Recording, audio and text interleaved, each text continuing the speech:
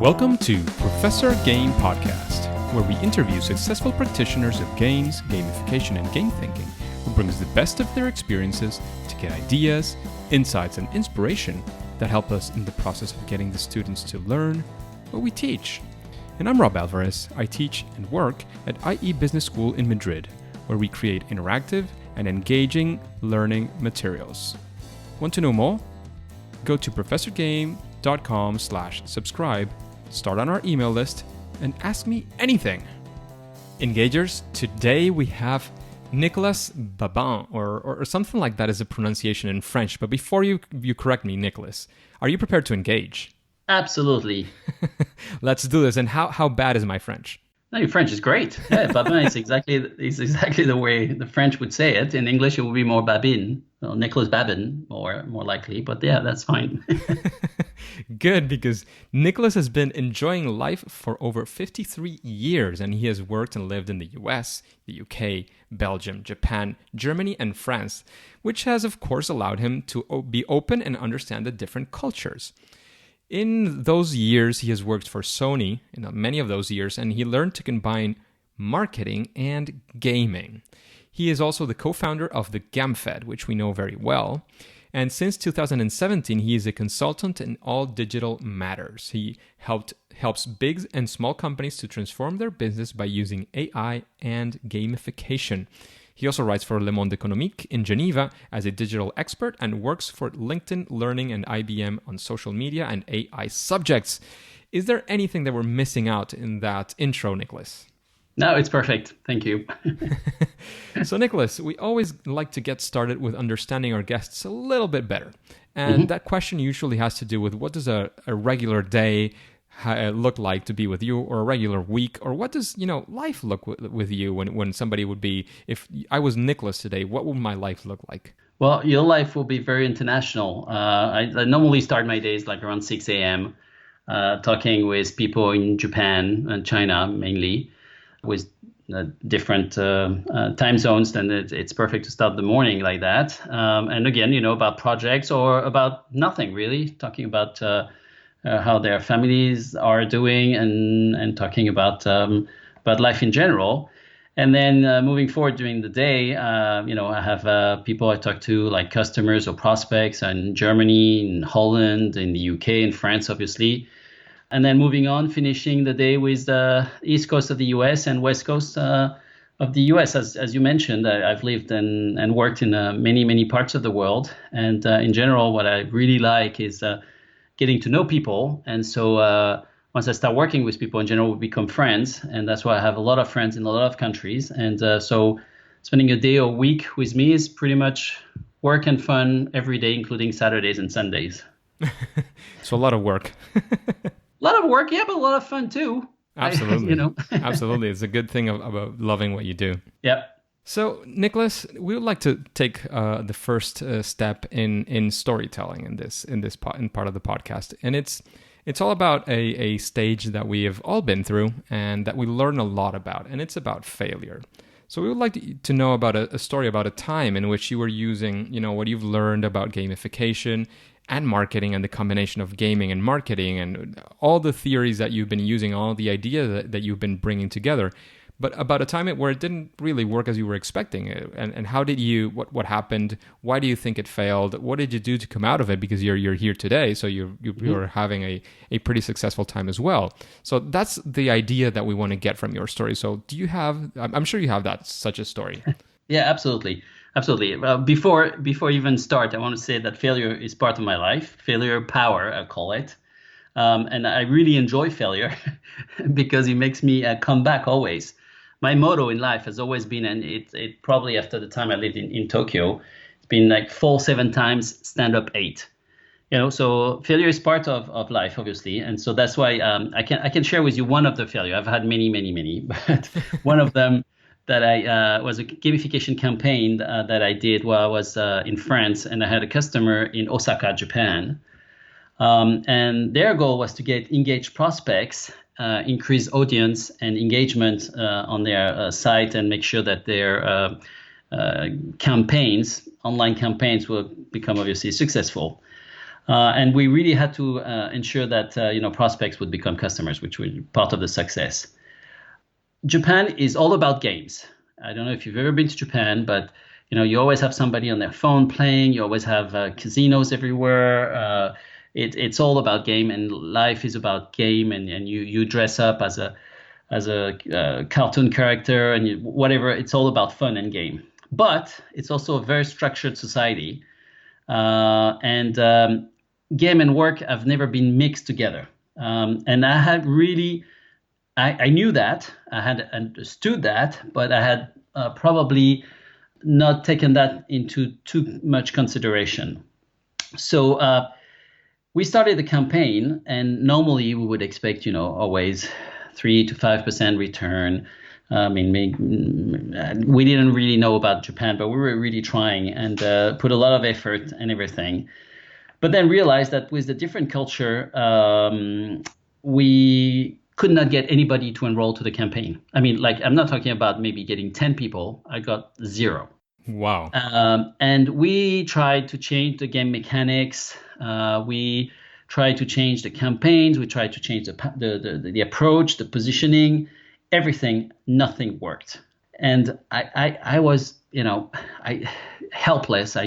My customer was luckily, as I mentioned, my customer was a good friend as well. So he knew me, and he knew that normally I'm successful in my even when I fail, I normally bounce back. But here, I didn't even know how to change this, and I didn't even know how to make it work. My customer had no idea about gamification. I had really pushed it on him to make sure that explained what we were doing, explained how we did it, the process throughout. We were totally transparent. So at least I was not worried about him thinking he's lied to me, or his campaigns are no success or whatever. But it was just basically a different cultural experience that I had not anticipated. So to go back to your question, what actually set me up for learning and future success was really the fact that even if you think you know a culture, if it's not yours, try to get a native person from that culture to make a campaign work.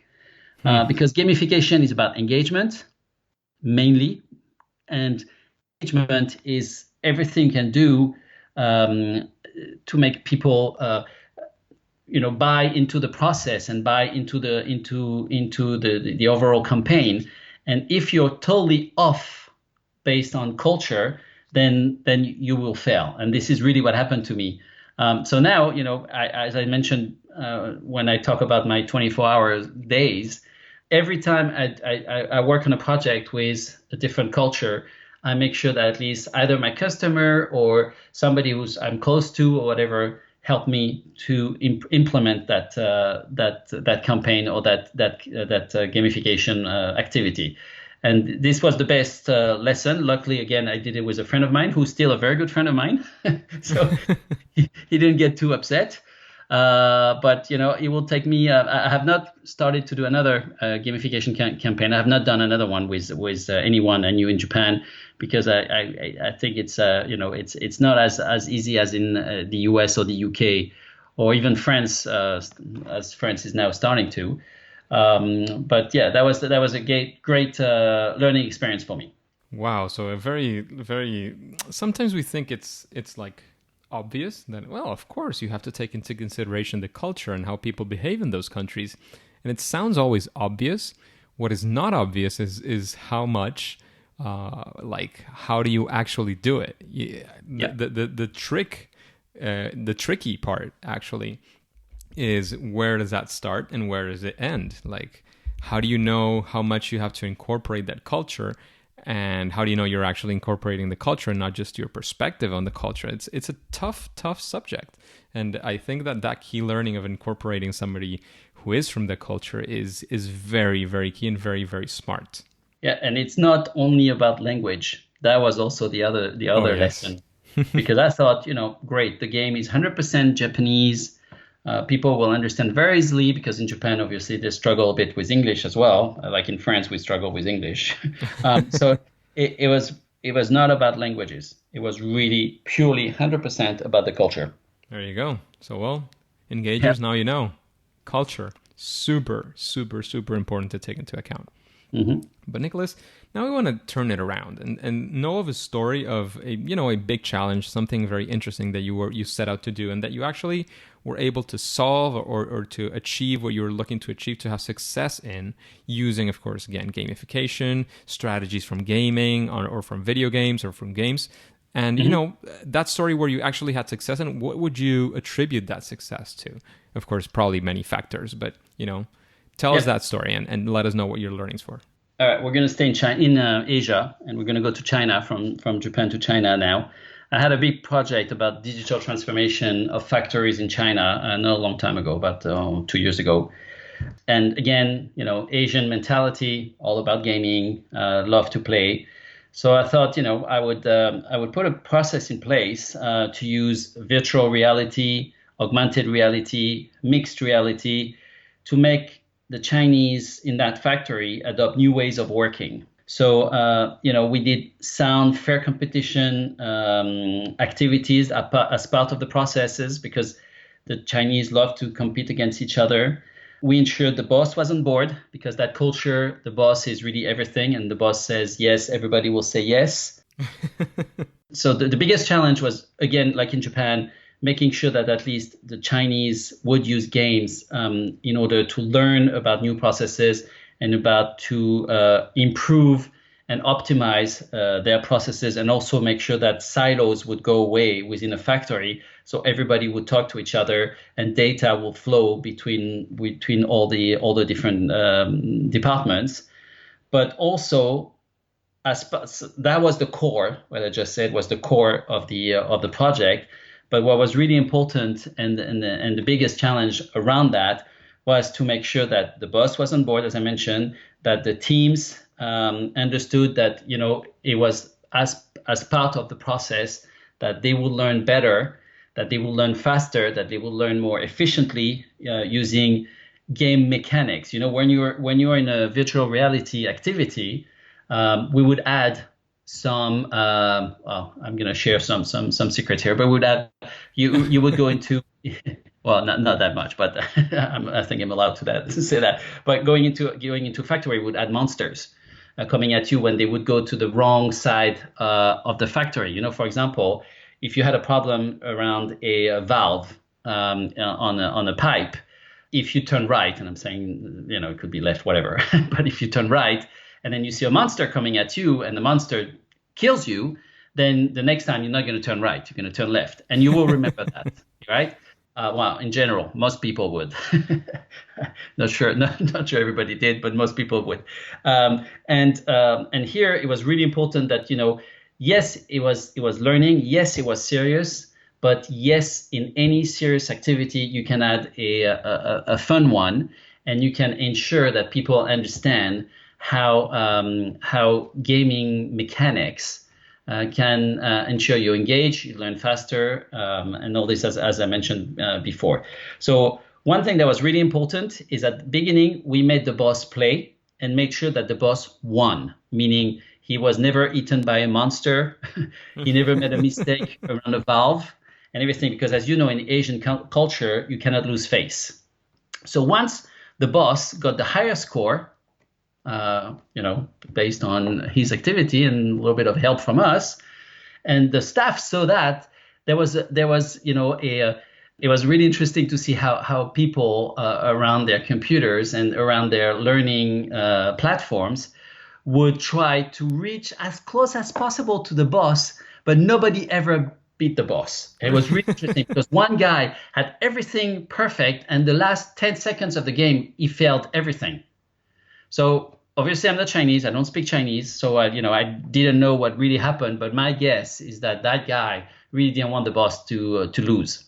And so it was really interesting that the boss, whatever points he had, like 1,050, and everybody was around 1,035 and around 1,045, but nobody ever reached 1,050. And so the boss felt great.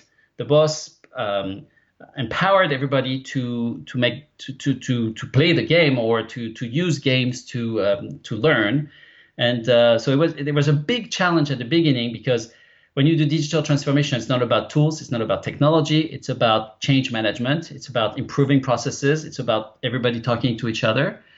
And so game thinking and game mechanics helped us to overcome that challenge. And at the end, when I left after 3 weeks there, everybody was on the program and everybody was asking to go back on the program. And that was fantastic. To this day, still one of the best projects I've ever done. So the main learning would be, don't let the boss lose face if you're working in China.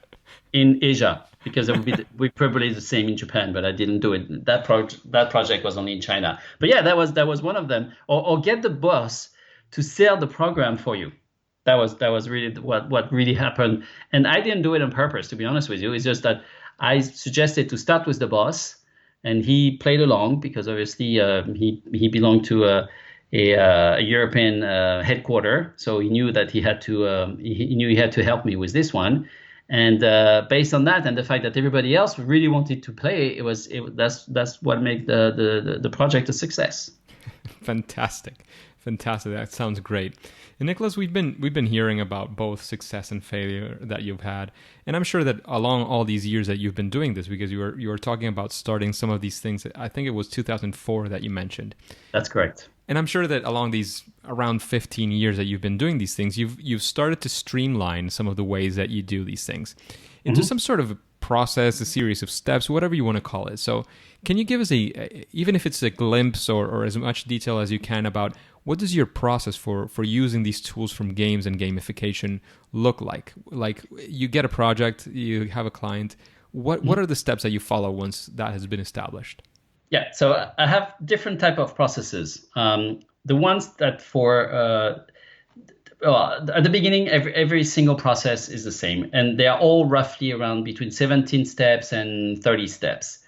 The one I want to talk about now and give you a little bit of glimpse about it has 17 steps. So the first 3 steps are always the same. Number 1, I start with an audit of the existing situation, because digital transformation is not about creating a process. It's about taking what's in place and improving it. So I start with the audit. Then I interview all the stakeholders about their wishes, what they would say. You can't, as a consultant, come into a company and say, I know what's going to work best for you. You really need to listen to people and have them explain to you what they see as a problem or a block that is really going to make their job difficult. So based on the interview, you work on a gap analysis about what exists, what they want to see, and you present to the management. So that these 3 steps, I do that on all my projects. After that, once the presentation to management is approved, and once it was not approved, so I had to go back to audit and interview and gap analysis. But in general, it's approved. Once it's approved, I check first whether it's an engagement issue, a technology issue, see a change or a perception issue, like change management that needs to be put in place. And based on that results, then I have different type of processes. So let's say, for the sake of argument today, it's an engagement issue and it's a technology issue, and we can use game mechanics to improve that. So I'm going fast on this, but I'm not sharing all my secrets either. So once you realize that game mechanic can really help, as I mentioned before in the Chinese example, you set up the right game mechanics process. And the beauty about digital is that you can fail, but again, you can bounce back so quickly and realize what works and what doesn't work. So you start with a game mechanic about strategy, about campaign, about change management, and see which one works best. So maybe one day, you're going to try a campaign where, again, you're using virtual reality, or you're using cards, or you're using whatever, whatever points, badges, whatever you want to use, and you see how it works, how people interact best. Once you've really defined and you've tried, and you don't try it obviously for the whole factory or for the whole company, you try it for 10 people and see how they behave. Once you know that you have the right strategy, then you deploy for the whole company. And then you start implementing, so as I mentioned, the game thinking mechanics with standard digital transformation processes. So, whether it's HR, whether it's sales, marketing, customer support, admin, finance, whatever, you really need to be speaking their language. So, which means that for each process, you put in place you put in place some KPIs that obviously key performance indicators that basically will ensure that you're successful or not. And also you check with all the teams involved, what works for them and what would make them even better or optimize their operation. It could be finance, it could be resources, it could be time to market, it could be how you market, it could be anything. Basically, every single angle of business today can benefit from a digital transformation activity. So once you've done all this, you look at the overall requirements that you started with, and you say, have I met all the overall requirements that these guys have told me during the interview of the stakeholders? Yes, you finished. No, you go back. That's pretty much what it is. So that very simply, about 17 steps of how I would implement a process for game thinking.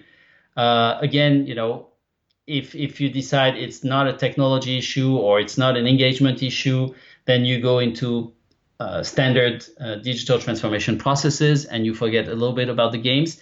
But I always tend to, even if I know that game is not going to be the main mechanic that needs to be put in place, I always tend to have a little bit of games, a little bit of fun in any activity that I start. Yeah, because again, I don't know if you are also consulting directly on the digital transformation on the technology side, which you probably are, but the technology could be something run by a big company as well, and they're providing the technology itself. But it's one thing to just have it in place, and the other thing is for people to actually use it and for the company to benefit from that, right? Absolutely. And you're right. I mean, technology in general is I put in place big data strategy. I don't do it myself in the sense that, I understand what needs to be done, and I choose companies that can help, putting in place a NoSQL database, putting in place all the different clusters that needs to be put in place. Then I work with data scientists to make sure that at least if AI needs to be implemented, and that's in December I'll be talking at the Gamification Europe conference in Berlin. And that's what I'm going to be talking about. So I don't want to be saying too much about AI and everything. But AI is also a big part of the technology that you can find and that you can implement using game mechanics. So you're absolutely right. It's technology is a key component, and you have to bring in other companies inside within the project. But you need to make sure that at least the companies you work with understand how you work, what you're trying to achieve. And make sure they play along with you.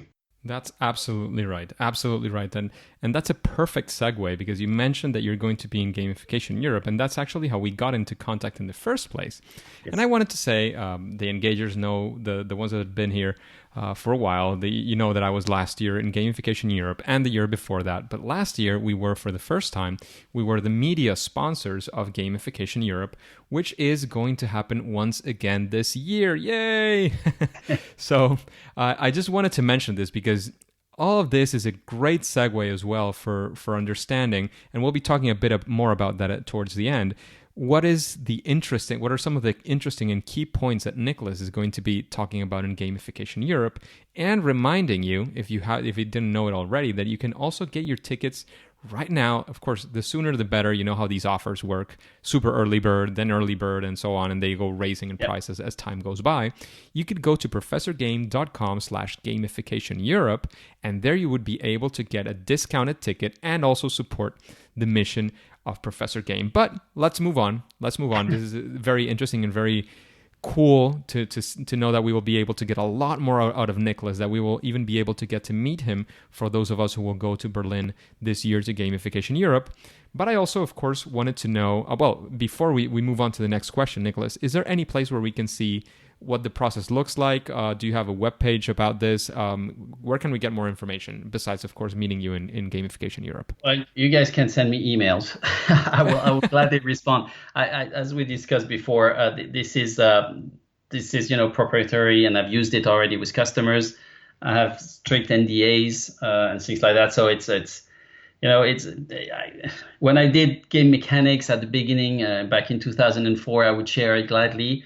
Here, because it's all about competition and improving business compared to the competition. I can't share the overall very precise process that I have in place, but I'll gladly answer questions if you have any questions. At the end I'll give you all my contact details, so I'll be happy. And in Berlin as well, as you mentioned, I'll be very happy to discuss that with anybody who has questions about it. Beautiful. And you're very active as well in social media, so we'll be talking about that a little bit. Yes. Hey, engagers, this is a quick break because, as some of you might already know, Professor Game has partnered with Gamification Europe as media sponsors once again for 2019's conference in Berlin. We have also managed to secure a 10% discount for the engagers to attend to the conference. To collect your discounted tickets, all you have to do is go to professorgame.com/gamificationeurope. If you do, you are not only getting a special offer, you're also supporting Professor Game through this affiliate link. As you know, Gamification Europe is a growing conference in its third edition, and quite an exciting as well as a unique opportunity to get to meet top experts in gamification from all around Europe and the world. So you can get to meet many of the speakers and the people who have been interviewed in Professor Game podcast. And if you haven't already, I'd also love the chance to get to meet you in person, because of course I will be there. If this also sounds engaging for you, then just click pause, go to professorgame.com/gamificationeurope and get your discounted tickets. So Nicolas, what would you say is something that you think that almost any gamification or game thinking project could benefit from doing? Maybe what you would call a best practice, or something out of those 17 steps, maybe something that you always do that is not necessarily a step. I don't know, something that you say, well, even if you're not using my process, I think that if you do this or you consider this, your gamification project is going to be a little bit better or a lot better. Okay. The main thing for any digital transformation project using gamification is communication. That is I don't put it in my process, but so meaning that you need to be transparent, you need to have innovation, and you need to be disruptive. And you need to communicate about it. Don't do something on the side and then try to bring on people to your project. People need to know. I mentioned the Chinese example before. The boss knew exactly where I was going. The boss knew that I was not going to trick him. The boss knew that my role was to make sure that he looked good. The boss knew, that what was expected, during the VR virtual reality example, what they would be expecting. Even like, for example, when we had to create monsters, we made sure that the monsters, were not offending in any way, shape, or form. So the colors were correct, because the Chinese colors are different than ours, in terms of what they represent. The monster face, looked okay. Not scary for a Chinese individual. Frankly, they were scary to me, but not to the Chinese. And I'm not the target, obviously. So, everything from the start to the end of the project, you need to make sure that you communicate. And I would even say you over communicate. The more you communicate, the more successful you're going to be. And even, I can't take any steps away from this, because they're all very important. But frankly, I've realized that over the years that if I don't communicate, because this is a very disruptive process already, and if you don't explain what you try to achieve, you will never succeed. Completely agree, hands down. Yeah. So Nicolas, what would you say is your favorite game? I think people are going to think I'm nuts. I'm 53 years old, so that's why I'm already preparing for my answer. But my favorite game that I'm absolutely crazy about is FIFA. So football, soccer, as you would say in America. Yeah. Um, and I have a brother who lives in New York. He's 5 years younger. And we play through I used to work 15 years for Sony. So we use through the PlayStation Network, PSN, on FIFA. We both have our teams. I'm Barcelona, he's Bordeaux. Uh, and, and, and we play for hours. Our wives go crazy. You know, but this has helped me because FIFA has been around for a long time. This has helped me trying to figure out, that feeling. You start a game with whoever, and then 2 hours down the line, you start looking, thinking, I cannot believe it. It's been already 2 hours and you have not seen time go by. Yes. This is exactly what I try to achieve with the digital transformation process. I want people to immerse themselves in the project, have fun, have all that dopamine come in, and realize after the end of the day that, actually they've achieved a lot, but they haven't realized that they've achieved a lot. And that without the game mechanics, they wouldn't have achieved that much. And that's why I know it's not, the Grand Theft Auto. It's not of this world. For me, it's as simple as FIFA. So I'm a very simple customer for Sony. But it has helped me a lot, and I really, really still enjoy it a lot. Out of curiosity, do you update your FIFA every year? Yep. I still have 17, so that's why I'm asking. No, you're missing great players. Absolutely, and great updates as well. My Real Madrid team, he still has Cristiano Ronaldo. So. Oh, yeah, of course, you're from Madrid. Sorry, I'm Barcelona. No, it's fine. I mean, that's what football is about. If there were no fans of Barcelona, it wouldn't be exciting to beat Barcelona. No, exactly, especially in Spain. So that being said, of course, that now everybody knows I'm a Real Madrid fan because I every now and then post my I'm watching games and so on. So, But having said that, and after listening to some of the fun that we have here at the interviews and knowing some of the questions that we do, is there somebody that comes to your mind that you would say, well, I would like to listen to this person interviewed in something like this in Professor Game? Yeah, there are two people that I thought about.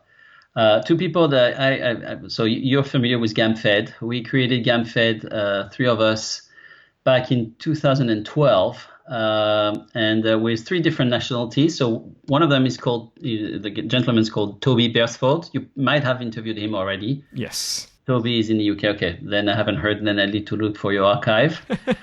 Well, it's almost 100 episodes by now, so it's fine. It's gotta be. That's why I couldn't find him.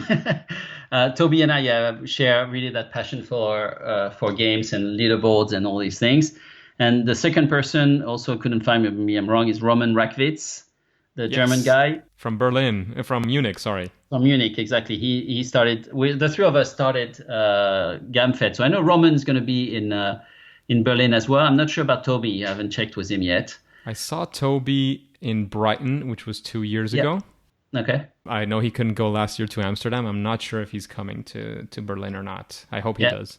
Okay. I was supposed to be in 2 years ago and last year even because Pete Jenkins, who was the chair of GamFed just after me, been trying to get me there, but my business engagement and some family problems made me cancel the first one and not attend last year. So this year I'm definitely attending. I already have my plane tickets. I have my hotel room. I'm definitely going, especially because I lived in Berlin for 5 years with Sony. So I'm really excited to go back to that city. But so these two guys really came to mind when you said who you should interview. I'll be thinking about others and I'll send you emails. But at this stage, really these two legends in gamification made me think about your question. Made me think about them. Absolute legends, and I'm afraid I have to say Roman was also here, maybe like 40 episodes ago. But he is absolutely great. Absolutely great. He's fantastic. I really like the guy. We probably will have him again at some point. Okay. So, in that same sense of recommendations, if you had to recommend one book to the engagers, to this audience, what book would that be and why? One book is hard. Game Thinking is one of them that I've read, but Gabe Zickerman, I highly recommend him. I know he's the guy who made me come into gamification. As I mentioned, I started in 2004, and at the time it was not called gamification. It was using games into business. That's what we used to say. And Gabe put a name into the activity, and Gabe really started that activity. He's a Canadian guy living in the US. And I've read all his books. So these were books that I highly recommend. I can't pick one that, they were, but there's another book that has really The helped Gabe me. Zickerman collection. Exactly. That's how you can call it.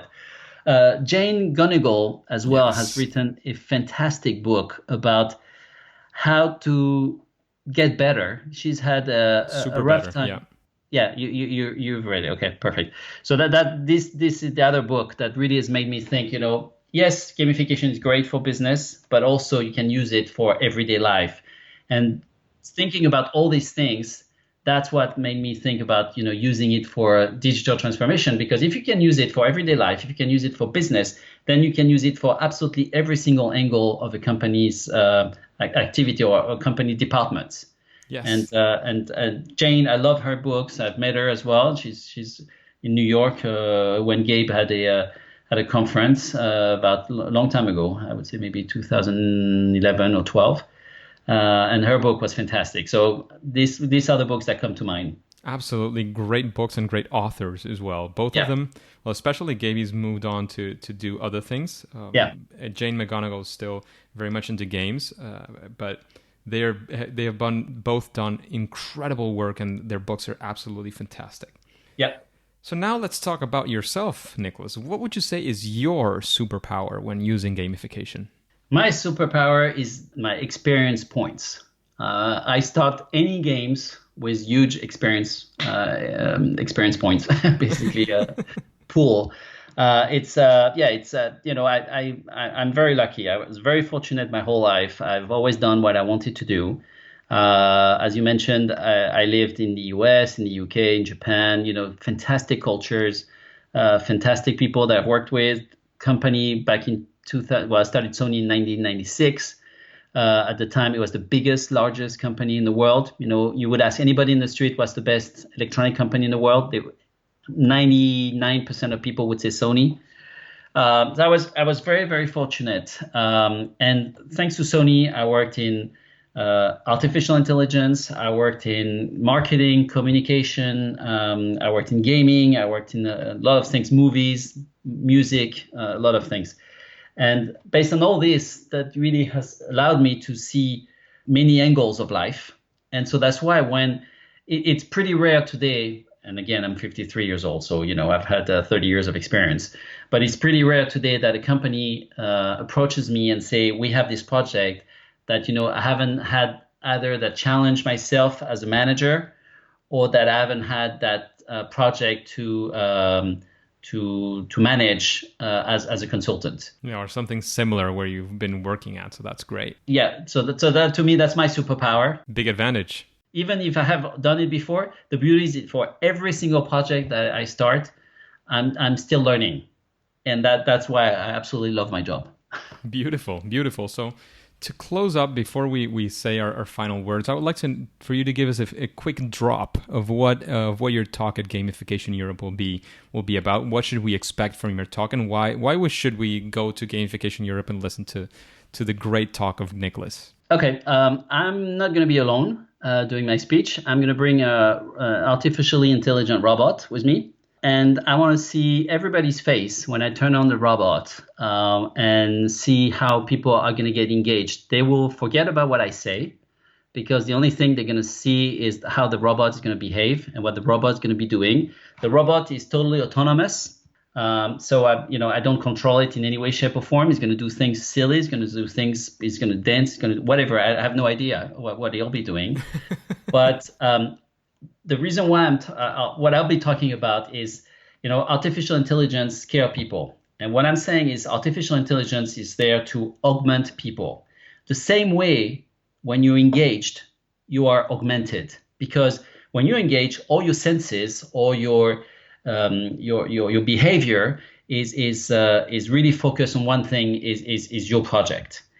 And the same way when you use AI, basically AI gives you information that is very relevant in a timely manner.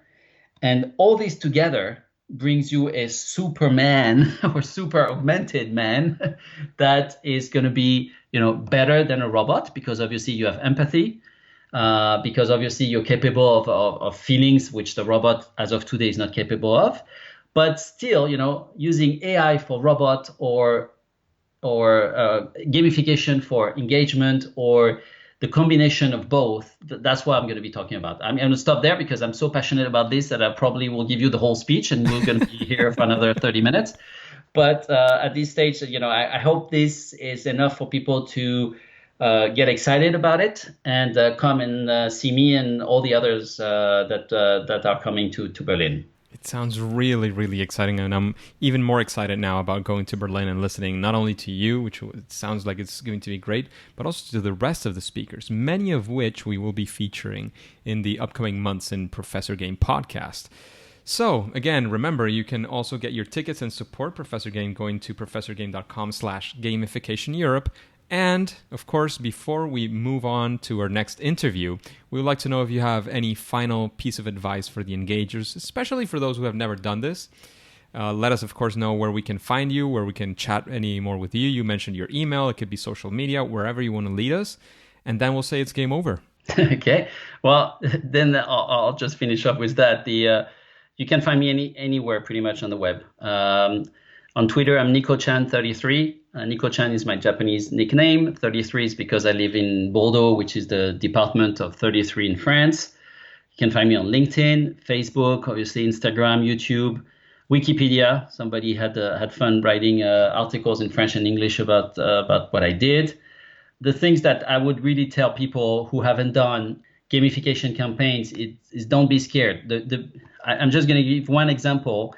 When I was at Sony, in charge of communication and product marketing, when we did advertising, we used to put, either to have campaign on TV with advertising, or we used to have big billboards around the street. And when we did a campaign, it was a campaign for a month. You start the campaign, you finish the campaign, you can't stop in between. Here, we're at a process where if you're wrong or if it doesn't work, it will not damage your brand, it will not damage your campaign because you can pivot very quickly. And that's the beauty of it. So I understand that people are saying it's disruptive, it's new, it's different. Definitely. I'm not going to go against that. But don't be scared because if it doesn't work, you stop it, you pivot, you whatever you want to do, but you can change it and you can always be successful even if you fail the first time. And that's why it's an important point. The second point is be patient because it's disruptive. You will need to understand how it works. You will need to think about all the different processes. But this is why people like myself or Roman or anybody else are around. And the last point is do not forget about having fun. And fun is part of life. Fun is what makes you live everywhere. I mean, games arrived on planet before culture. The dinosaurs, they used to use games for their kids to learn how to hunt. That's basically, we're all made of fun. Everybody plays. So don't forget to have fun. These are my three real advice that I would tell everybody. Don't be scared, be patient, and have fun. So supercharged advice. Thank you very much for that, Nicolas. But now I have to thank you very much for your time, for all the advice, for all the knowledge, for all the wisdom that you've delivered here for the engagers. But for now and for today, it's time to say that it's game over. Hey, engagers. Thank you for listening to Professor Game Podcast. If you want more details of this interview with Nicolas, then all you have to do is go to professorgame.com, type in the search bar Nicolas, and you'll find all the details for this interview. There you can also subscribe, and that way we will be in contact, and you'll have exclusive access to opportunities that Professor Game might have for you. In fact, if you're even thinking about going to Gamification Europe in Berlin this December, the engagers get special treatment. You can go directly to professorgame.com/gamification Europe and get a 10% discount. See you there!